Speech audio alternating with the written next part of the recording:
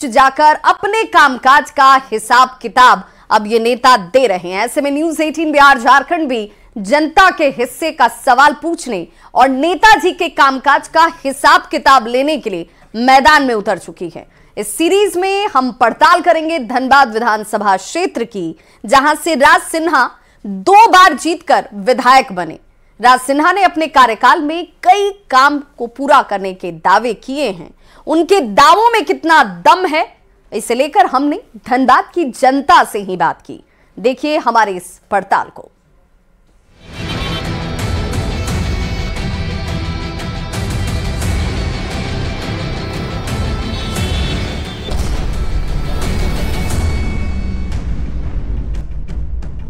झारखंड में इसी साल विधानसभा का चुनाव है।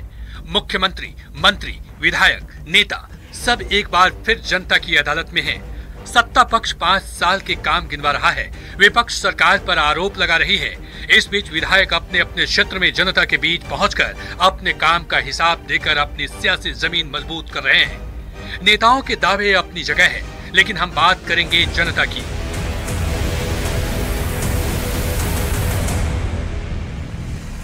एमएलए के हिसाब किताब में आज हम काम का हिसाब लेंगे धनबाद के विधायक राज सिन्हा की। साथ ही जनता से ही जानेंगे कि उन्होंने अपने कार्यकाल में कितना काम किया है।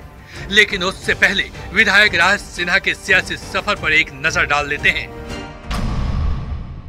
धनबाद से बीजेपी विधायक है राज सिन्हा। 2014 में पहली बार जीतकर पहुंचे विधानसभा। 2019 में दूसरी बार धनबाद से चुनाव जीते। 2014 में 52,000 से ज्यादा वोट से जीते थे। 2019 में घट गया था जीत का अंतर।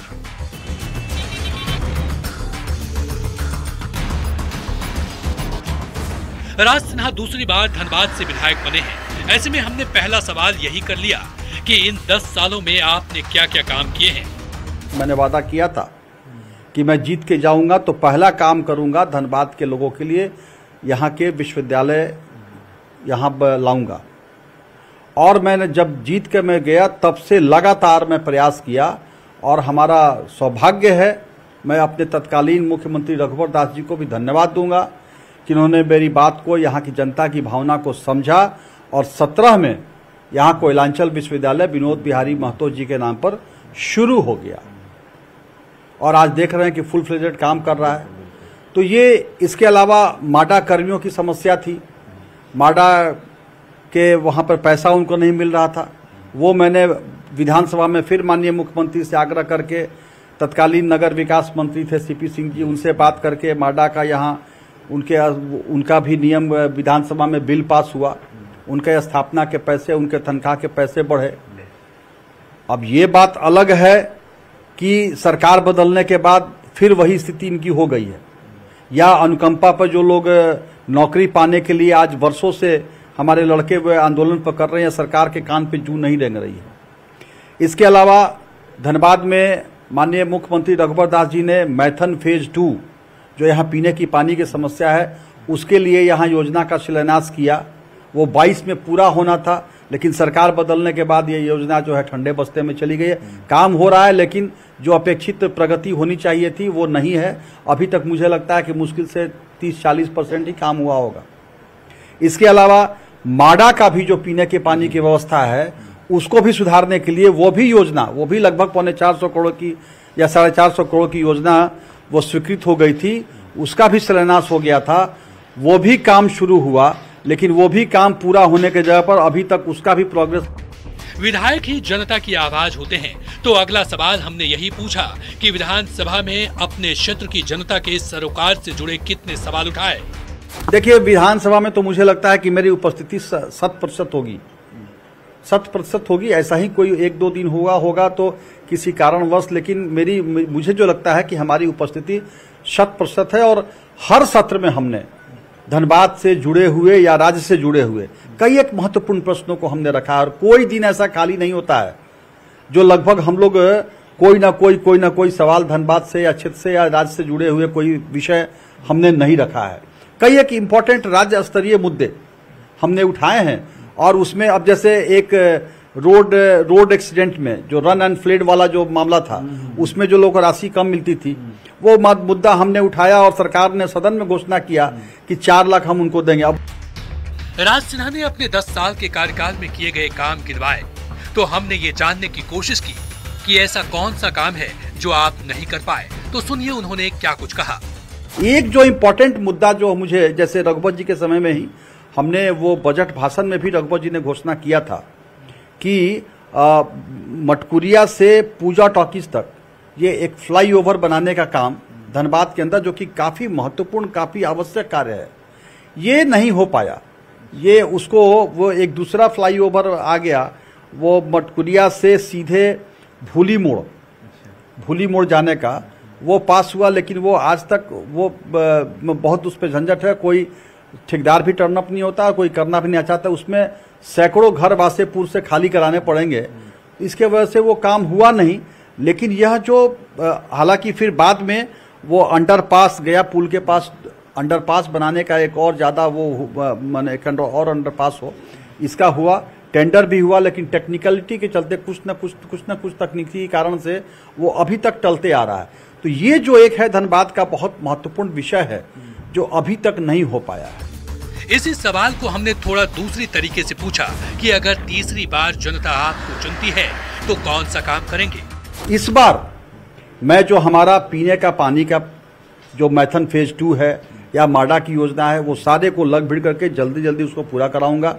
दूसरी बात कि यहाँ के बारिश में जो लोगों के घर में पानी आ जाता है या पानी लग जाता है, वाटर लॉगिंग बड़े पैमाने पर होता है, तो सीवरेज ड्रेनेज की योजना जो है उसका फंड आया हुआ, वो योजना पूरा नहीं हो पा रहा है, वो उसको पूरा कराने का हमारा लक्ष्य रहेगा।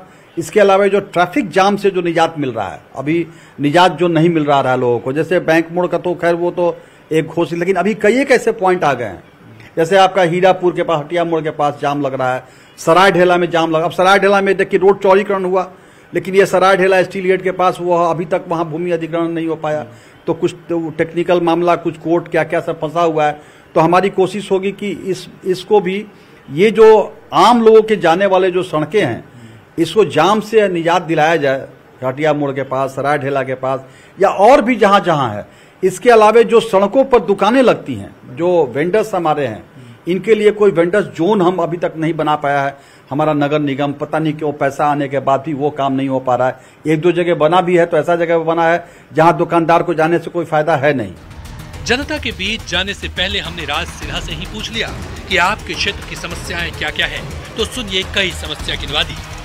देखिए, क्राइम तो, कोयला चोरी भी यहाँ पे है। हमने तो कहा एक दिन सार्वजनिक रूप से कि आज आपको कहीं गाड़ी का कोई, आपके पास पेपर नहीं है ना, कोई मोटरसाइकिल से जाना है किसी को बैंक मोड़, पेपर नहीं है तो एक बोरा कोयला रख लीजिए, पूरा झारखंड घुमाइए, कोई नहीं पूछेगा उस मोटरसाइकिल को। तो ये भी तो ये माने क्रिमिनल ऑफेंस तो है ही है। ये जो इकोनॉमिकल ऑफेंस है, ये सारे जो है, अब कोयला चोरी, बालू चोरी, लोहा चोरी, ये सब ऑर्गेनाइज सेक्टर में आ गए हैं क्राइम में। और इसलिए क्राइम, और जो भी क्राइम हमारे यहाँ है खास करके, वो इसी पर डिपेंडेंट है। जो भी हमारे क्रिमिनल एक्टिविटीज हैं, मैक्सिमम क्रिमिनल एक्टिविटीज जो हैं, वे इस कोयले और इसी प्रकार के बालू और ये लंच फंड चोरी पे ही, इसी पर निर्भर करता है। इसी के चलते बाकी आम लोगों को बहुत ज्यादा मतलब इसमें माने संलग्नता, उनको कोई मतलब नहीं है। लेकिन जहां ये इन्वॉल्व है वहीं पे क्राइम ज्यादा है। तो ये रंगदारी और इस प्रकार के जो है, हमारी सरकार आएगी तो निश्चित रूप से मैं जनता को विश्वास दिलाता हूं कि फिर हमारी सरकार आई। जैसे रघुवर दास जी के समय में क्राइम लगभग कंट्रोल था, उग्रवादी घटनाएं लगभग कंट्रोल थी, रोड रॉबरी लगभग कंट्रोल थी। फिर हमारी सरकार आएगी तो फिर सख्ती से अपराधियों पर नियंत्रण पाया जाएगा। विधायक जी से बात करने के बाद अब बारी थी जनता से उनके दावों की हकीकत जानने की। तो सबसे पहले हमने युवाओं से ही पूछा कि धनबाद की समस्या क्या है। ट्रैफिक का थोड़ा सा ज्यादा ट्रैफिक होता है। सरकारी अस्पताल में थोड़ा सा प्रॉब्लम है, पेशेंट मतलब गरीब लोग को थोड़ा सा ज्यादा वहाँ पे मतलब दिक्कत होता है। अस्पताल का दिक्कत है, वो अच्छा होना चाहिए ताकि गरीब लोग का इलाज अच्छा से हो सके और उन लोग को बाहर ना जाना पड़े, परेशान ना होना पड़े। काम का बहुत लोग जॉब ढूंढ रहे, काम मिलता नहीं है। बिजली का तो बहुत समस्या है, लाइन बहुत कटता है यहाँ पे थोड़ा सा भी। इसके बाद हमें प्रिंस कुमार नाम के युवा मिले तो हमने इनसे जानने की कोशिश की कि विधायक जी के काम से आप कितने खुश हैं। धनबाद में जैसे खेलने का कोई अच्छा व्यवस्था नहीं है, तो प्लस हम लोग का एरिया का सिंगरौली का रोड है जो पूरा दम पानी पड़ते ही पूरा दम भर जाता है, नाला भी सही नहीं है, मतलब पूरा कंडीशन खराब है। एक तो पढ़ाई के लिए भी अच्छा कॉलेज नहीं, एक अच्छा कॉलेज होना चाहिए। यही हमारी मुलाकात धनबाद के एक और वोटर से हुई। उन्होंने भी धनबाद में कई समस्या गिनवा दी। धनबाद में जगह जगह तो काम हो रही है, लेकिन हमारे मोहल्ले में जो रोड का जो काम है अभी तक नहीं, उबड़ खाबड़ है। बुनियादी सुविधा है, रोड पर सभी लोग चलते हैं, शॉर्ट भी पड़ता है रोड, डाटा सर्फी की ओर निकलता है। बिजली की क्या स्थिति है? बिजली की स्थिति अब लगभग ठीक है, पहले बीच में खराब थी। लॉ एंड ऑर्डर के बारे में क्या कहा जाए, ठीक ही है, विधायक जी ध्यान दें। कुछ लोग ऐसे भी मिले जो विधायक जी के काम को एवरेज मानते हैं, यानी कि 50-50। धनबाद तो वैसे इंफ्रास्ट्रक्चर के पॉइंट ऑफ व्यू से अभी हम लोग जहाँ पे खड़े हैं गोल्फ कोर्स के मैंने रणधीर वर्मा पार्क के पास, तो ये तो यहाँ पे विकास तो दिखता है। एक अच्छा पार्क बना है जो कि मैं तो कहता हूँ कि भारत के सब जिले में ऐसा होना चाहिए। इस तरह का पार्क है रणधीर वर्मा पार्क, जिसमें कि रबर स्टंप वगैरह है, नीचे रबर कारपेट बिछे हुए हैं, लोग बहुत सारे लोग आते हैं और फिजिकल हेल्थ के लिए एक मस्ट है। This type of facility should be provided each district of India, not only in Dhanbad, है ना। सो ये इंफ्रास्ट्रक्चर दिखता है, रोड का भी डेवलपमेंट हुआ है, लेकिन दिक्कतें क्या है कि कानून व्यवस्था वगैरह शायद थोड़ा ढीला पड़ रहा है, जिसकी वजह से आए दिन चोरी, कोई छिनतई, कोई गोलीबारी, ये सब भी हो रही है। तो एक स्टेबल सरकार चाहिए, और ऐसी सरकार चाहिए जो कि जैसे अभी दिल्ली की सरकार है, सरकार किसी की भी हो, लेकिन डेवलपमेंट हुआ है भारत का तो हुआ है। धनबाद के लोगों से जब हमने बात की तो उनकी प्रतिक्रिया मिली जुली मिली, यानी कि कुछ लोग राज सिन्हा के काम से संतुष्ट दिखे, तो कुछ लोग बिजली, स्वास्थ्य, शिक्षा, ट्रैफिक जैसे मुद्दों को लेकर नाराजगी भी जताई। अब ऐसे में विधायक राज सिन्हा जनता की उम्मीदों पर कितने खड़े उतरते हैं, ये तो चुनावी नतीजों से पता चलेगा। धनबाद से नीरज के साथ bureau report, news 18 Bihar Jharkhand.